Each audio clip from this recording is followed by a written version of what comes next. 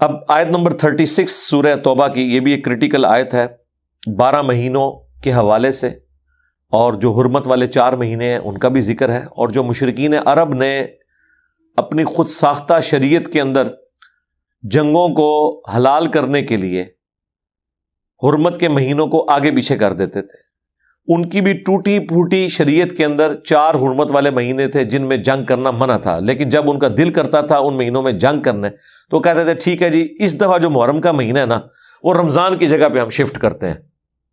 اب یہ تو نہیں ہو سکتا کہ محرم کے مہینے کو آپ رمضان میں شفٹ کر دیں، تو یوں وہ مہینوں کو آگے پیچھے کرتے رہتے تھے۔ اس کا ذکر یہاں پہ آ رہا ہے، اللہ تعالیٰ نے کہا یہ کفر ہے جو یہ کر رہے ہیں، انہوں نے اللہ کی شریعت کو بدلا ہے۔ اللہ کے نزدیک یہ بہت سینسٹیو ایشو ہے اس حوالے سے۔ حرمت والے جو مہینے ہیں وہ بخاری مسلم دونوں میں حدیث ہے کہ حرمت والے مہینے 4 ہیں، 3 کنزیکٹیو ہیں، ذوالقعدہ، ذوالحجہ اور محرم، اور چوتھا رجب۔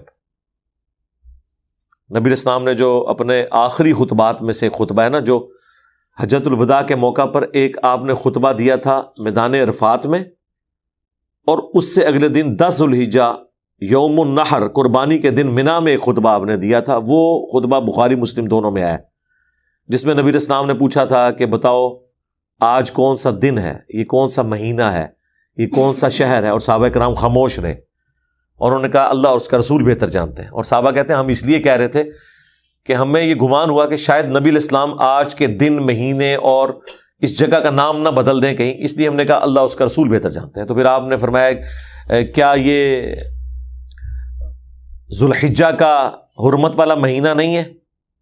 کیا یہ شہر مکہ حرمت والا شہر نہیں ہے؟ اور آج کا یہ دن یوم النحر 10 ذوالحجہ کا دن، یہ بابرکت دن اللہ کے نزدیک حرمت والا دن نہیں ہے؟ سب نے کہا بلا یا رسول اللہ۔ پھر نبی اسلام نے فرمایا کہ جس طرح اس شہر مکہ، اس مہینے اور آج کے دن کی حرمت ہے نا، اسی طریقے سے ایک مسلمان کے لیے دوسرے مسلمان کی جان، مال، عزت، آبرو حرام ہے۔ یعنی جس طرح حقوق اللہ کے اعتبار سے تم سینسٹیو ہونا، اللہ کے نزدیک یہ بھی جرم ہے کہ تم کسی کے ساتھ زیادتی کرو، جان، مال، عزت، آبرو کے اعتبار سے۔ جس طرح کہ کوئی شخص مکے کی حرمت پامال نہیں کرتا، اس مہینے کی حرمت کو پامال نہیں کرتا، اس دن کی حرمت کا خیال رکھتا ہے، اسی طریقے سے حقوق العباد کا بھی خیال کرے۔ اس میں یہ بھی الفاظ ہیں کہ زمانہ گھوم گھما کے پھر اسی جگہ پر واپس آ گیا جہاں اللہ تعالیٰ نے اس کو پیدا فرمایا تھا کہ سال کے 12 مہینے ہیں، ان میں سے 4 حرمت والے ہیں، 3 کنزیکٹیو ذوالقعدہ، ذوالحجہ اور محرم، اور چوتھا جو ہے وہ رجب کا مہینہ۔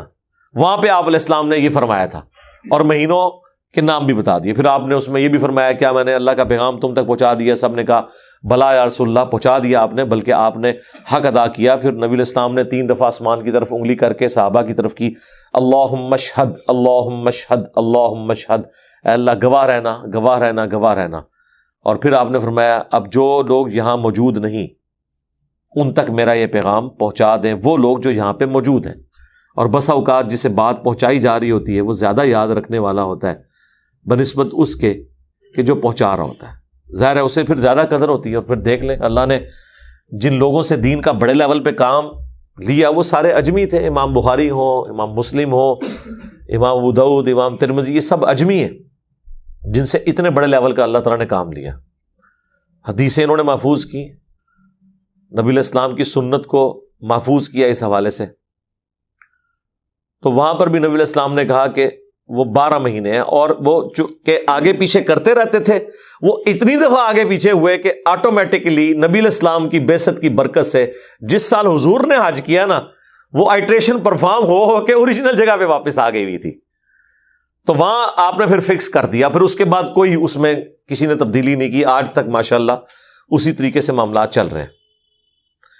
ان عدۃ الشہور عند اللہ 12 شہرا فی کتاب اللہ، بے شک اللہ کے نزدیک مہینوں کی گنتی 12 ہے،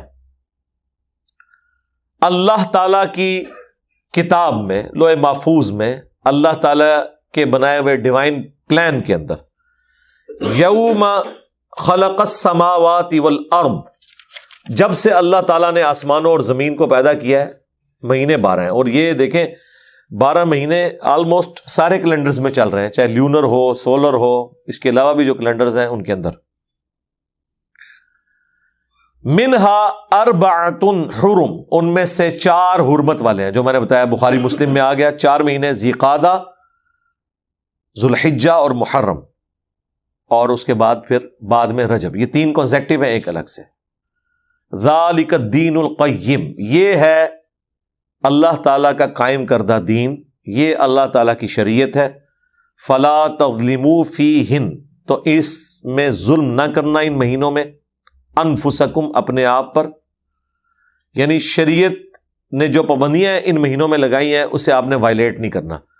سب سے بڑی پابندی یہ تھی کہ آپ نے ان مہینوں میں جنگ نہیں کرنی، ایون جنگ صفین روک دی گئی تھی حرمت والے مہینے کی وجہ سے۔ اب تو ایسے کوئی خیال ہی نہیں ہوتا، یعنی کہیں اسلامی حکومتوں کو خیال ہی نہیں ہوتا کہ یہ جو اپنی جنگیں یا آپریشنز لانچ کر رہے ہیں یہ حرمت والے مہینوں میں ہے بھی ہے یا نہیں، ان چیزوں کا خیال نہیں رکھا جاتا۔ اس میں ایک پلی مل جاتی ہے جو ساتھ ہی ذکر آ رہا ہے کہ اگر کافر یا اسلام کے دشمن آپ کے اوپر جنگ مسلط کر دیں حرمت والے مہینے میں، تو پھر آپ نے یہ نہیں کہنا کہ اس مہینے میں ہم نہیں لڑتے لہذا ہمیں مار دو، نہیں، پھر آپ نے لڑائی کرنی ہے، اس کا وبال ان کافروں پر ہوگا، ان باغیوں پہ ہوگا۔ وَقَاتِلُوا الْمُشْرِكِينَ كَافَّةً، اور جنگ کرو مشرکین کے ساتھ پورے زور کے ساتھ، كَمَا يُقَاتِلُونَكُمْ كَافَّةً، جس طرح کہ وہ سب کے سب تمہارے ساتھ جنگ پر آمادہ ہوتے ہیں، تم بھی پوری اپنی تسلی کرو۔ وَاعْلَمُوا، اور جان لو، أَنَّ اللَّهَ مَعَ الْمُتَّقِينَ، بے شک اللہ تعالیٰ تقوی کی روش اختیار کرنے والوں کے ساتھ ہے۔ جو اللہ تعالیٰ کی شریعت کی پابندی کرنے والے لوگ ہیں ان کے ساتھ ہے اللہ تعالیٰ، جو اللہ سے ڈرنے والے ہیں۔ انما النسیء زیادۃ فی الکفر، حرمت والے مہینوں کو ہٹا دیتے ہیں اور اضافہ کرنا ہے کفر میں۔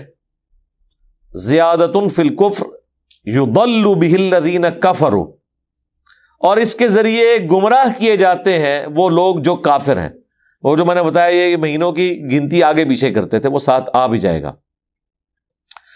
یحلونہ عاما ویحرمونہ عاما، حلال کر دیتے ہیں ایک مہینے کو ایک سال، اور حرام کر دیتے ہیں اس کو دوسرے سال۔